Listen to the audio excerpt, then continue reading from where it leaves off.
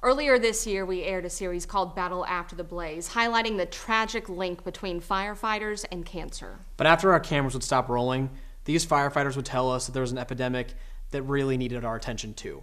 They see us in our worst moments, and those moments can haunt them forever through post-traumatic stress disorder. There is a stigma right now surrounding mental health, and it causes a lot of people to suffer in silence. But the men and women you're about to hear from this week are hoping to break that silence.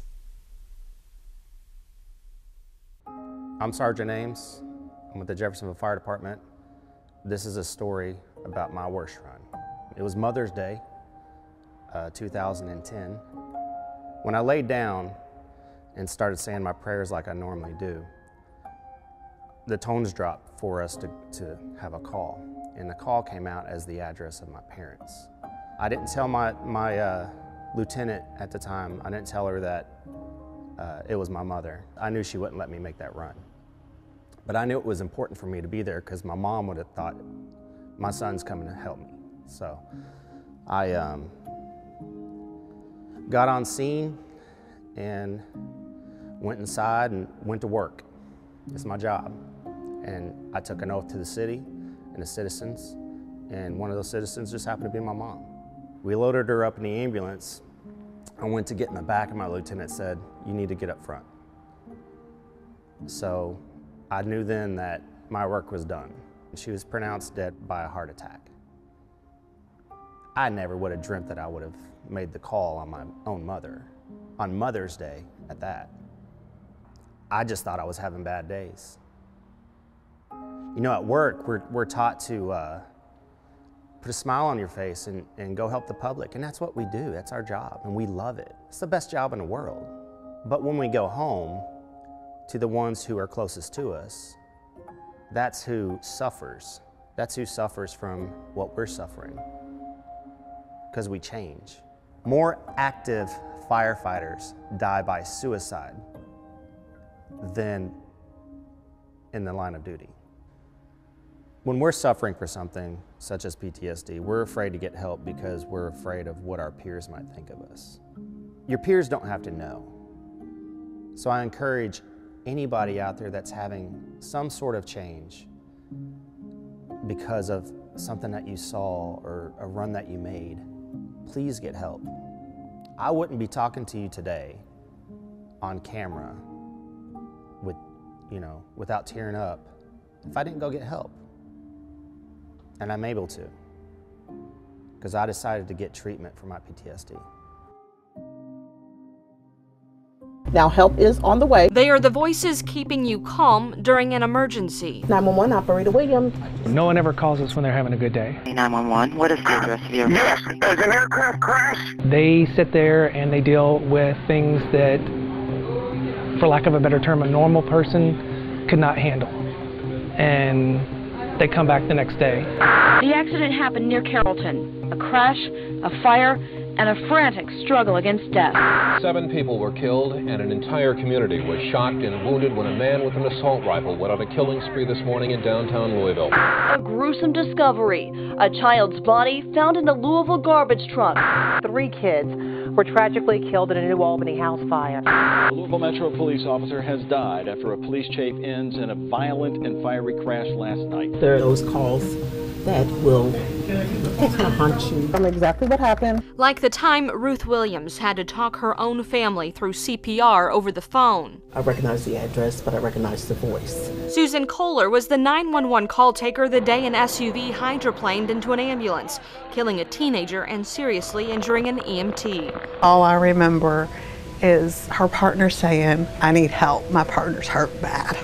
The worst call for Chris Presley was when the caller went silent. Was talking to a woman who was in the middle of a domestic argument with her husband, and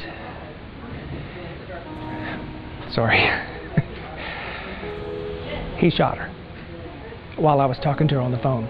It's been 20 years. I could hear her still breathing, struggling, and him still berating and cussing at her and everything. And I kept the phone open for a while until I could hear the police on scene. So The hardest part was thinking that here's this person and you can't get help to them quick enough. And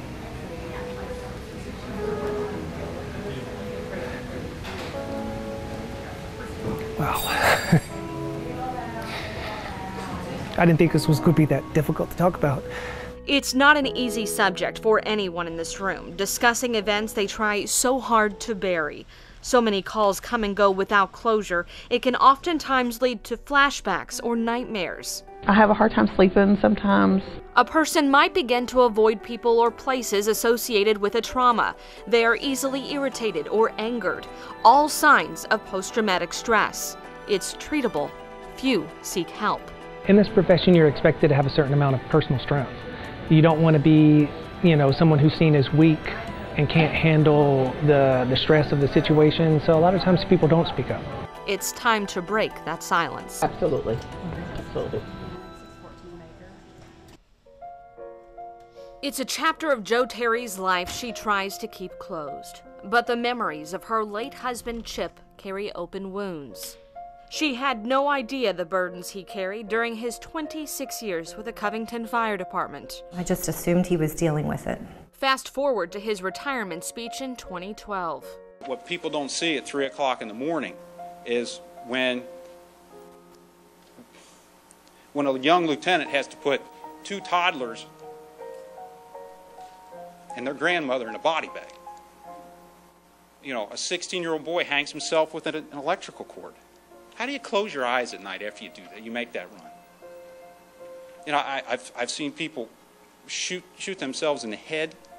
I've seen children beaten and burned. A chilling tale of what life is like as a first responder, and yet Jo admits most who heard it then believed it was just part of the job. Even then, in 2012, we weren't talking about post-traumatic stress in first responders. We weren't. I never heard of it. I didn't hear of it until 2017. That's the year he checked himself into a hospital for suicidal thoughts. Chip spent a few weeks in counseling and was given a business card of someone who specialized in PTSD. A week later, he was dead. Committed suicide. Jo says he'd bought a gun in secret, using a credit card they never used. I said, I'm going to bed, and he said, don't wait up for me. The next morning, a knock at the front door. I saw 3 men in suits, and I knew. Just said, tell me he's okay. They couldn't. How did I not help him? The pain, it must be.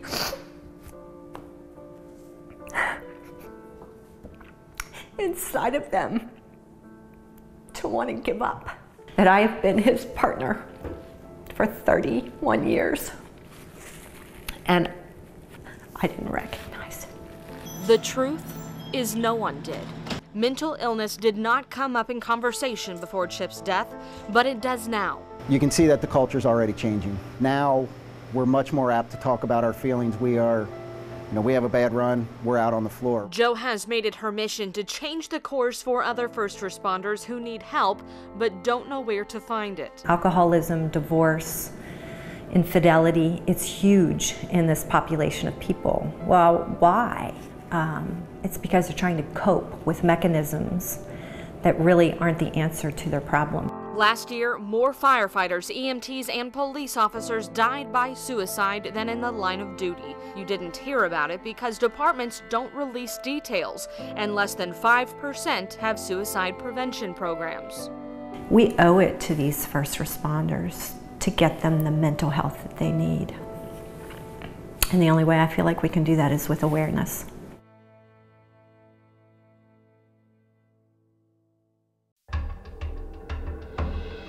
The stigma. The stigma. Stigma. There is still a lot of stigma. It's the stigma. There's a great fear and a great stigma. Our biggest issue is the stigma. You're supposed to be here to fix it. So you can't show that emotion. They call it a stigma for a reason. They're tough to shake. It was something we didn't mention. It wasn't cool, it wasn't macho to talk about something that may have bothered you mentally, so we just suppressed it. We kept it all in. In this profession, you're expected to have a certain amount of personal strength. You don't want to be, someone who's seen as weak and can't handle the stress of the situation, so a lot of times people don't speak up. There's this idea that somehow it's weakness.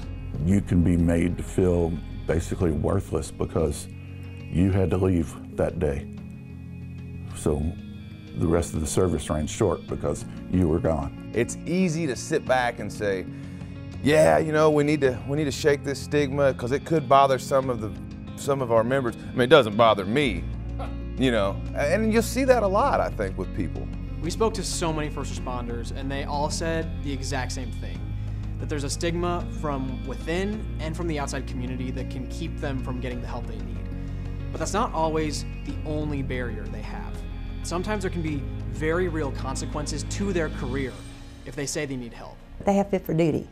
And unfortunately, culturally, I know of situations within agencies within the state of Kentucky where they see a first responder, I won't point out any particular profession, but a first responder who does acknowledge that they have post-traumatic stress symptoms or been diagnosed with a disorder or is just struggling, and they see him as a liability, so they get rid of him. Imagine me going to the chief and going, Chief, I'm struggling. I don't know how to deal with this.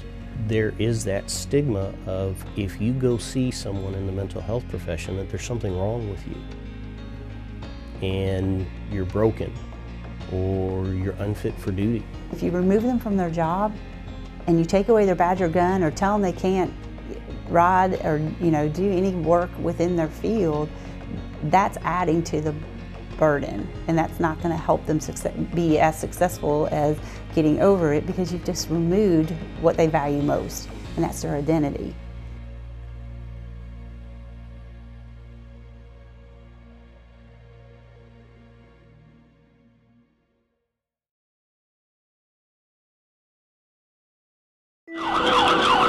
Shots fired. We don't see people who are having a great day. Okay, shots fired, 114. They are having the worst day of their life. Shots fired. I'm hit. I knew something was going on. The depression was getting worse. The night terrors were getting worse.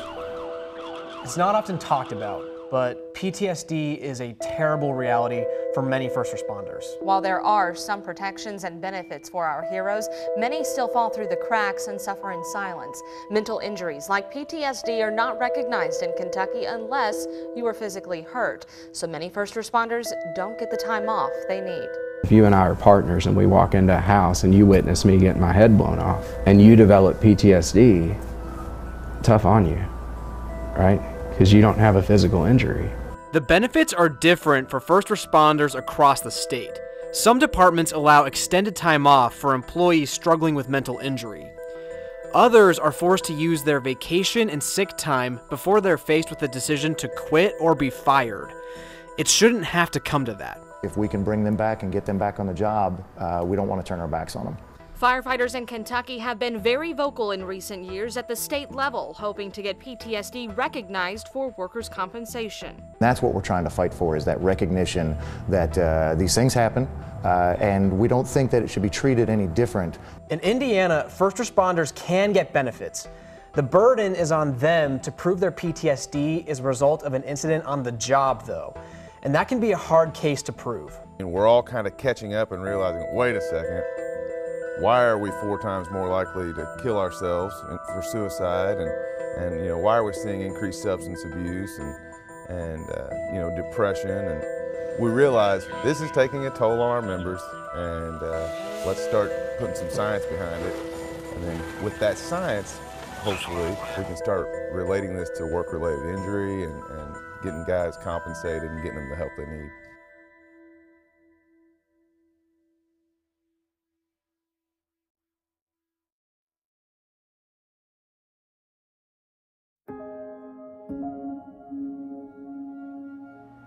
I'm not sure if it's a topic that a lot of people talk about.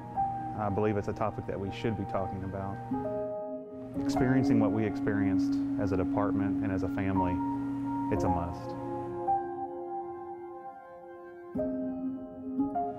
In May of 2009, our lives changed. My father committed suicide. He was still an active member here. He was off duty that day. He had his guns out, and he got on his Harley Davidson, and he rode away. A few hours later, I received a phone call from a detective. It physically hurt when I was told the words that my father had committed suicide. And we really didn't have any warning signs. Yeah, that day started normal for all of us. In my mind, he was a very strong person. First responders, we've gotten really good at hiding our emotions or not letting those emotions be seen by others. I had a moment of anger where I felt like he did this to me. He did this to my family. And I thought to myself, I thought he loved me enough not to do something like that. The deputy chief at the time set me up with a counselor. And then about a year later, there was just a switch flip for me. And the anger and the sadness just left. I brought the chaplain on in 2016 when I became fire chief. I think now we're starting to get the awareness out. I think our next step is putting steps in place to address those issues. You know, some of these responders, police, fire, EMS, that has a 30-year career, they have 30 years of things they've never opened up or talked about. And not only does it take a toll on themselves, but their families also. The memory of losing my father is somewhat painful, but the memories that I made here with my father override that. And I'm gonna hold on to our legacy here as father and son firefighting here at Clarksville. This is my dream job. I don't think I'm going anywhere anytime soon.